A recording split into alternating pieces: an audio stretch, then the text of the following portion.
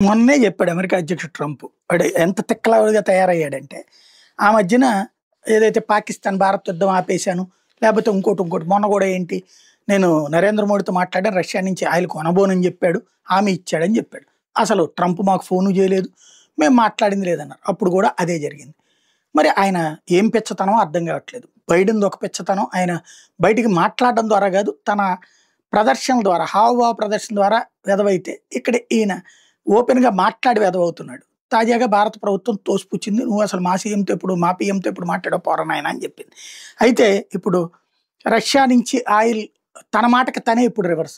Russia నుండి oil కొనడం గనక భారతదేశం ఆపబోతే 150% టారిఫ్‌లేస్తాను. ఇదే 100% టారిఫ్‌లేస్తాను. 50% పెంచుతాను. 100 ఏంటి 150 అయినా ఏస్తాను అని చెప్తున్నాడు.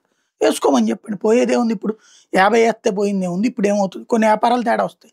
ఆల్రెడీ మనం యూరోపియన్ యూనియన్‌తో ఒప్పందాలు చేసుకున్నాం, బ్రిటన్‌తో ఒప్పందాలు చేసుకున్నాం, జర్మనీతో ఒప్పందాలు చేసుకున్నాం, కెనడాతో ఒప్పందాలు చేసుకున్నాం, ఆఫ్రికాతోనూ ఒప్పందాలు చేసుకుంటున్నాం. మిగతా మార్కెట్లకు తరలించుకుంటాం. 2 రోజులు ఇబ్బందుంటది. పోయేదేముంది?